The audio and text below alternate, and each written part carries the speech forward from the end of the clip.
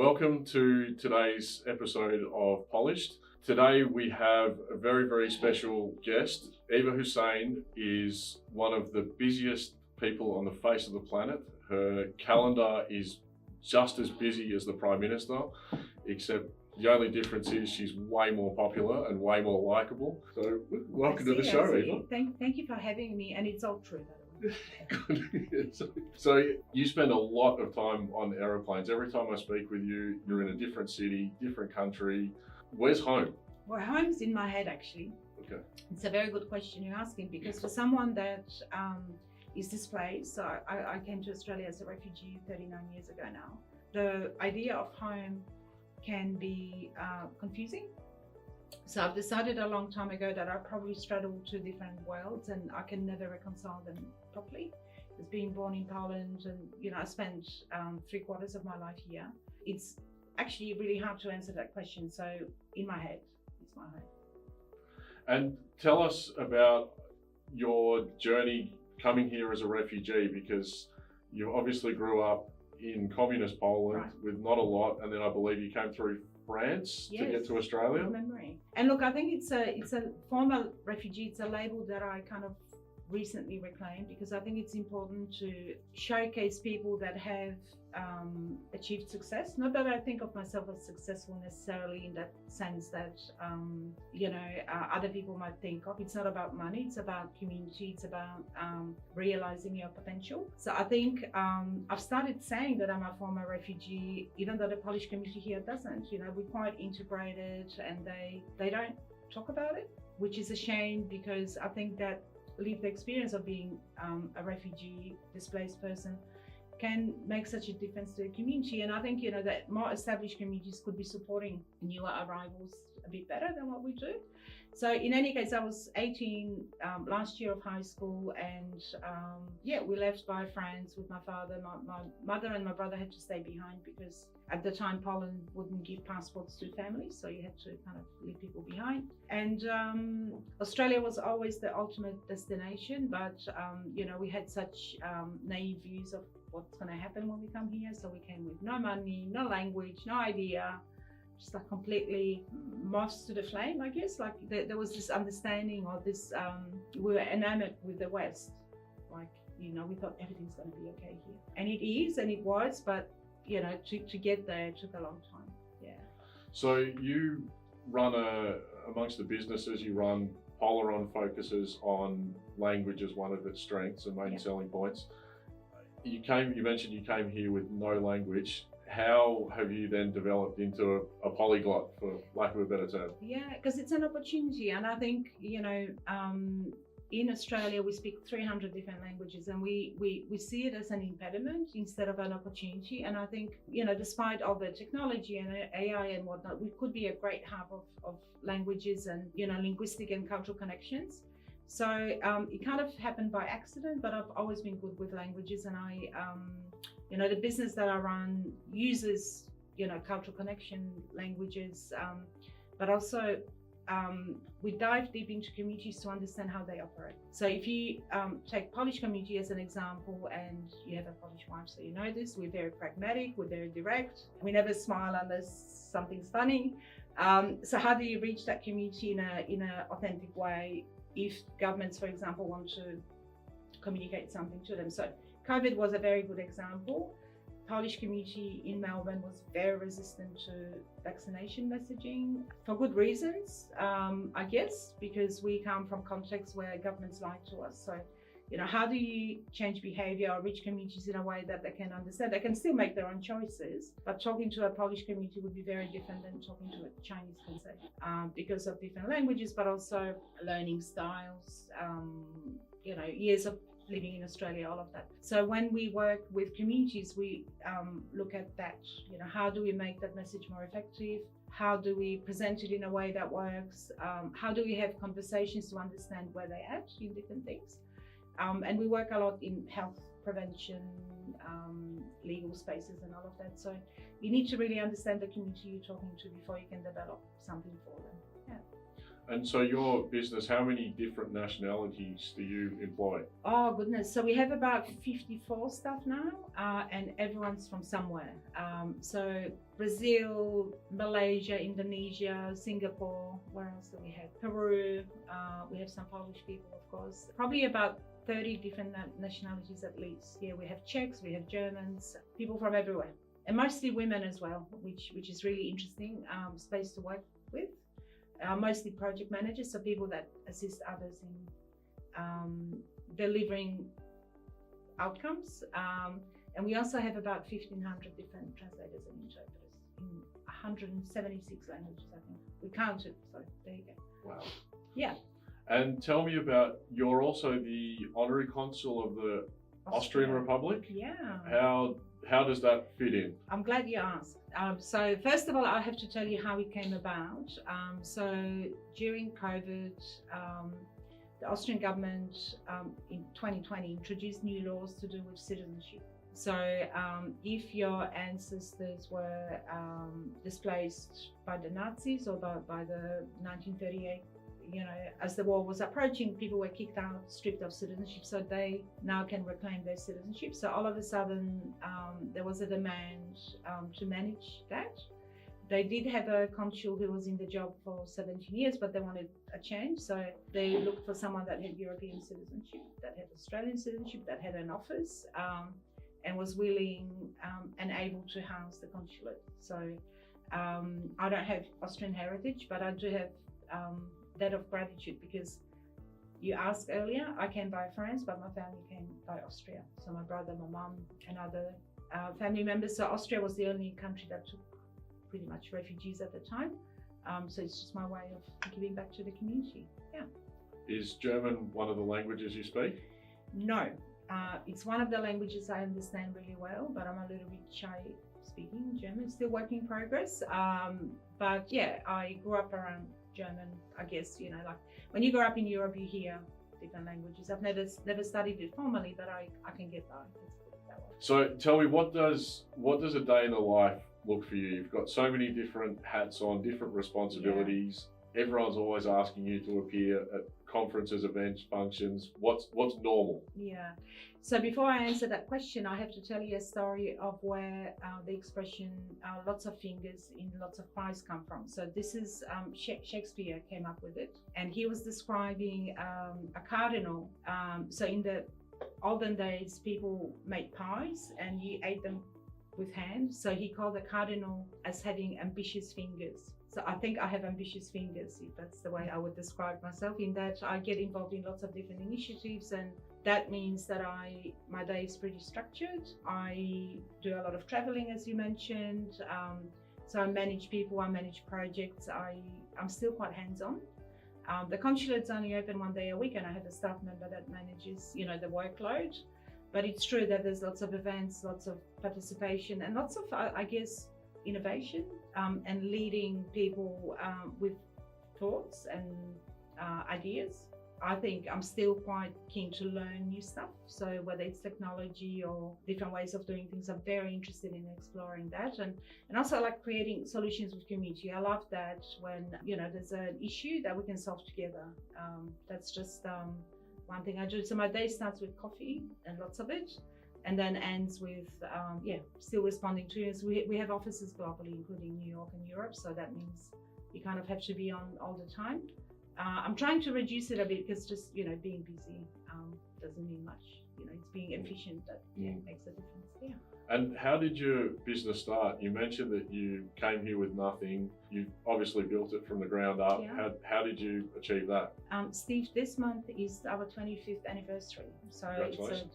We survived. And it's, running a business is not a easy journey. It's, kind of up and down. And 25 years ago, when I sat at my kitchen table, I would never imagine that you'd be interviewing me today, right? So what you paint as a vision or as a picture is full of trepidation, because you don't know what life brings. And I think, I would say to anyone that's hearing this, if you want to run your own business, embrace the fear and do it anyway, because it gives you a lot of freedom. Like it comes with lots of other issues, paying taxes and staffing and whatnot. But it's amazing to create your own world and shape it in a way that you can have impact on.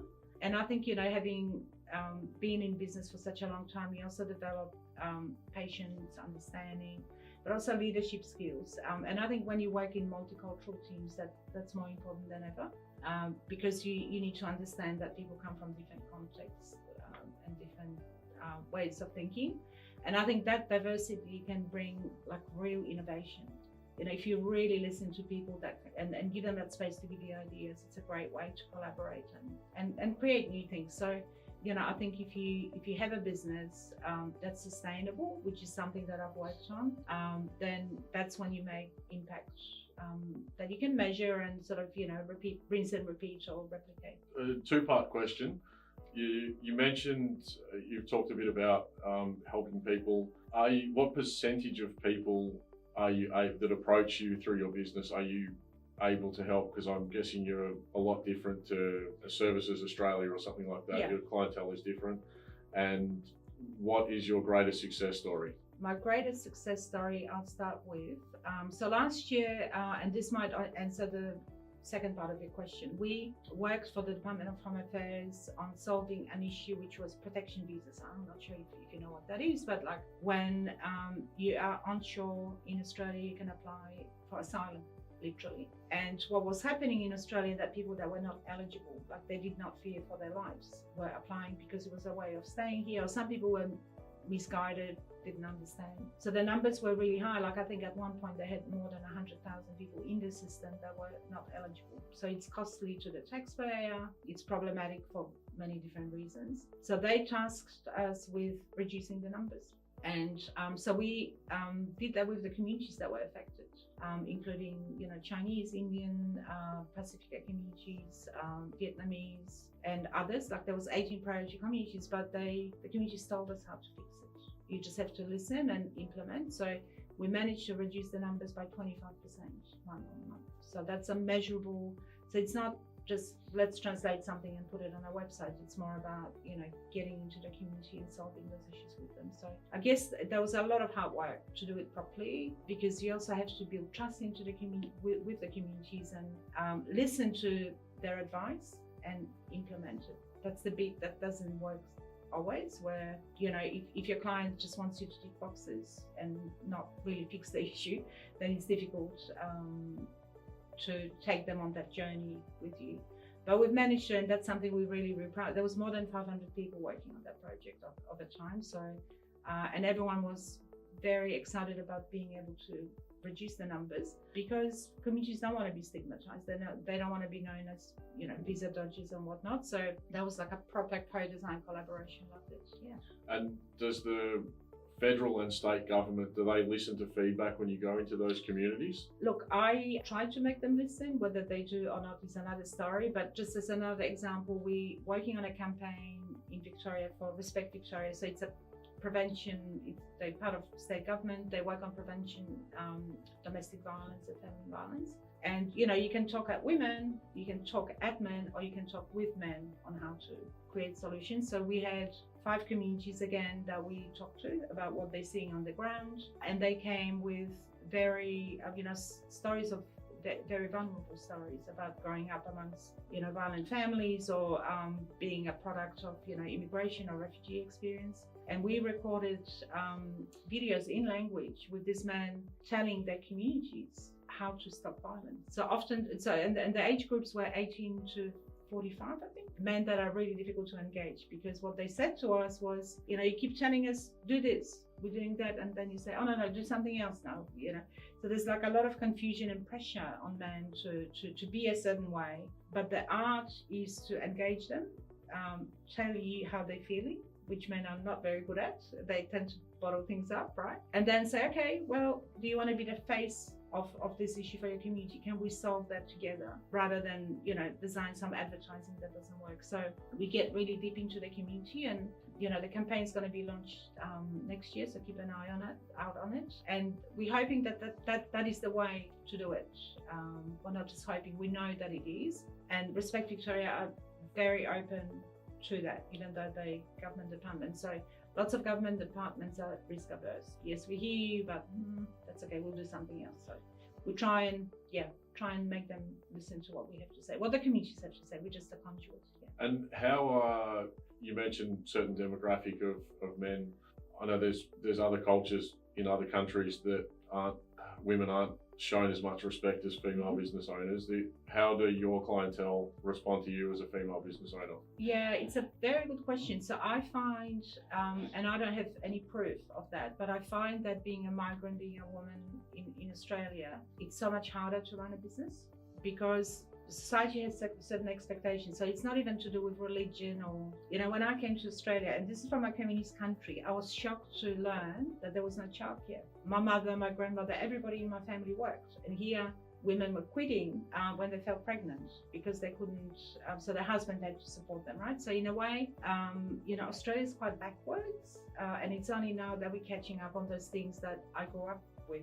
So I found that aspect of things a bit challenging, where how society expected me to be or behave wasn't what I wanted to achieve, because I grew up in a very egalitarian society, which was communist, so that's one bit that I took away from there. And I think, there's also a lot of, perhaps confusion about how women are, who women are. So we kind of have to reclaim that space. But I think it's harder for a migrant woman to be in business, because I don't have the networks. I haven't grown up with mates, or it's a bit like that. No private school? No, I've not gone to the right schools, that's for sure. So like everything seems extra hard to do. It's still, Australia's a great place for that, but it's just harder. And what about your surname? When I look in the Polish phone book, there's not many Hussains. No, and I'm no longer married to the Mr. Hussain, and he's Fijian, so nothing to do with Middle East. So sometimes people assume certain things about your name, but I've kept it. You know why? Because people ask about it, and they do not forget Eva Hussain from Poland. That's Jewish, so there you go. Interesting. There you go. I'd never asked you that question before. Well, there you go. And when people do, and because you know who I am and where I'm from, I didn't give you a hard time, but usually I ask them, where do you think I'm from? They never ever guess Poland. So it's usually anything between Bosnia and South Africa. But it's a conversation starter, and people then remember, so I've kept the surname. Yeah. And I believe you spend a lot of time with a voice coach or something to try and soften your accent. My accent. Yes, I did. So I worked with a psycholinguist to try and sound more Australian. Didn't work because I came here. I think the age of 12 or 13 is about the age where you can sound native. So for about 6 months I tried to neutralize my accent. Didn't work. I was pronouncing things like ship and sheep the same way. I still can't hear the difference. So, do you regret that? Is that a slap in the face to your Polish heritage? Or? No, I think there are things that I can't change, so I'm not going to focus my energy on that, and it makes me more memorable. I think it's my superpower, my accent. And last question: what's next? You don't stop. What's the grand plan next? Working towards conquering the world? No, look, I think it's an interesting question, and it's a good question, because if you think about it, at the age of 15, you want to be 18. At the age of 18, you want to get married, then you want to have kids, then you want to whatever. When you kind of near middle age, like, what do you do? Do you work hard, as I have been? Do you give space to other people to work hard? So that's a question that I'm pondering, but I've also been watching Pamela Anderson and how she's reinvented herself. And it's such a good example of what we kind of have to do as women as we get older, because, we care less about what people think and how we look and all of that. It's quite I like getting older. And people say to me, well, if you retire, which it's not on my radar at all, you can do voluntary work. And I'm like, nah, I'm fine. So I'll probably work till I'm 97 or maybe 127. Who knows? Okay. Well, that's the plan. You'll outlive me, I think. We'll see. But I think focusing your energies on the right thing is what I'm trying to work out, and what that could look like, and how to build something that's bigger than me, which is the business has become bigger than me. But then what do you do with it if you run out of energy? So we're sort of thinking about how to, make it even more sustainable. So there's a succession plan, and there's two of you? Yeah, there are two of you. There's me and my life and business partner. No, not yet. Interview me next year and I'll tell you all about it. Yeah. Good excuse for a follow-up. That's it. Cool. Thank you, Eva. It's been an honour as always. Lovely to have you on the show. Thank you for your time. Thank you for having me. Cool.